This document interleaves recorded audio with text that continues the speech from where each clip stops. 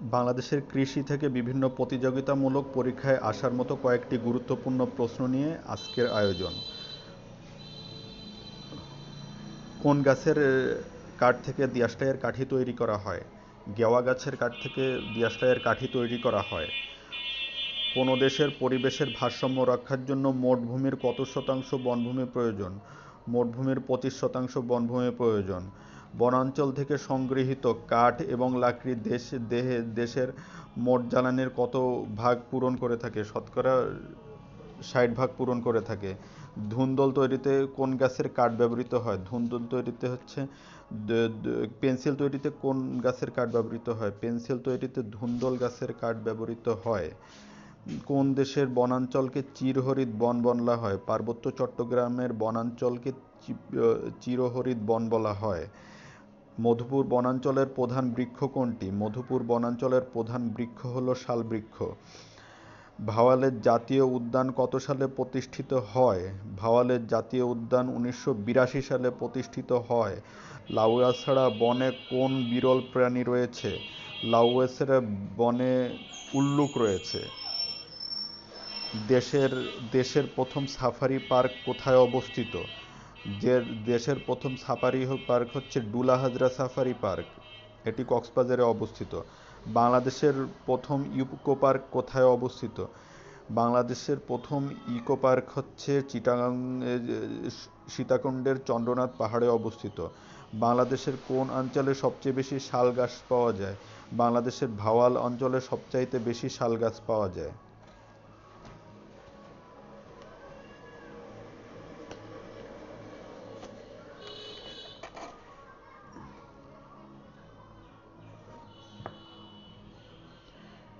বাংলাদেশের নির্মিত প্রথম হাইটেক পার্ক কোথায় অবস্থিত? কালিয়াকৈর, গাজীপুরে অবস্থিত। কর্ণফুলী পেপার মিলে কাঁচামাল হিসাবে কোনটি ব্যবহার করা হয়? বাঁশ ব্যবহার করা হয় কর্ণফুলী পেপার মিলে কাঁচামাল হিসাবে। বিভাগ অনুসারে বাংলাদেশের সবচেয়ে বেশি বনভূমি রয়েছে হচ্ছে চট্টগ্রাম বিভাগে। খুলনা নিউজ প্রিন্ট মিল কাঁচামাল হিসাবে কোনটি ব্যবহার করে? গেওয়া কাঠ ব্যবহার করে খুলনা নিউজ প্রিন্ট মিল কাঁচামাল হিসাবে। বাংলাদেশের দীর্ঘতম গাছ কোনটি? বাংলাদেশের দীর্ঘতম গাছের নাম হলো বৈলাম গাছ। সুন্দরবনের কত শতাংশ বাংলাদেশে পড়েছে? সুন্দরবনের 62% বাংলাদেশে পড়েছে। বাওয়ালি কারা? সুন্দরবনের গোলপাতা সংগ্রহকারীদেরকে বলা হয় বাওয়ালি। সুন্দরবনের ওয়ার্ল্ড হেরিটেজ ঘোষণা করেছে কোন সংস্থা? সুন্দরবনকে ওয়ার্ল্ড হেরিটেজ ঘোষণা করেছে হলো ইউনেস্কো। ইউনেস্কো সুন্দরবনকে বিশ্ব ঐতিহ্যের স্বীকৃতি দেয় কত সালে? 6 নভেম্বর 1995 সালে হচ্ছে ইউনেস্কো সুন্দরবনকে বিশ্ব ঐতিহ্যের স্বীকৃতি দেয়। ইউনেস্কো সুন্দরবনকে কততম বিশ্ব ঐতিহ্য হিসাবে ঘোষণা করে? 798তম বিশ্ব ঐতিহ্য হিসাবে ঘোষণা করে। পৃথিবীর একমাত্র ম্যানগ্রোভ বন কোনটি? পৃথিবীর একমাত্র ম্যানগ্রোভ বন হচ্ছে সুন্দরবন। সুন্দরবনের বাংলাদেশ অংশের আয়তন কত বর্গ কিলোমিটার? 6017 বর্গ কিলোমিটার হচ্ছে সুন্দরবনের বাংলাদেশ অংশের আয়তন। বাংলাদেশের সুন্দরবন কোন রকমের বন?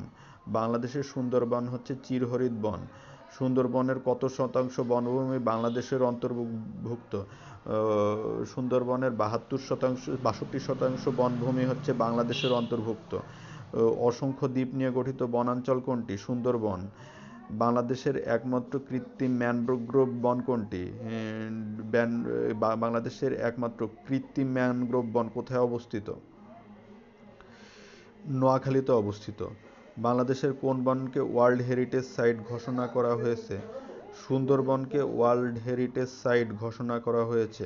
বাংলাদেশের বৈদেশিক মুদ্রা অর্জনকারী পণ্যখ্যাত শিল্প কোনটি? বাংলাদেশের বৈদেশিক মুদ্রা অর্জনকারী পণ্যখ্যাত শিল্প হলো তৈরি পোশাক। দেশের প্রথম ঔষধ পার্ক কোথায় অবস্থিত? দেশের প্রথম ঔষধ পার্ক হচ্ছে গজারিয়াতে অবস্থিত। Ashuganj fertiliser and chemical industries লিমিটেডের উৎপাদিত সারের নাম কি? আশুগঞ্জ ফার্টিলাইজার অ্যান্ড কেমিক্যাল ইন্ডাস্ট্রিজের উৎপাদিত সারের নাম হলো ইউরিয়া। একমাত্র পানি বিদ্যুৎ কোথায় অবস্থিত? কাপ্তাই জেলায় অবস্থিত। বাকল্যান্ড বাঁধ কোন নদীর তীরে অবস্থিত? বাকল্যান্ড বাঁধ হচ্ছে বুড়িগঙ্গা নদীর তীরে অবস্থিত। বাংলাদেশ ভারতের অভিন্ন নদী কয়টি? ভারতের অভিন্ন নদী হচ্ছে 54টি। আজকের ভিডিও এ পর্যন্তই। ভিডিওটি ভালো লেগে থাকলে বারবার শুনতে থাকুন। একবার পড়াচ্ছে বারবার পড়াচ্ছে, দুইবার শোনা অধিক কাজে লাগতে পারে।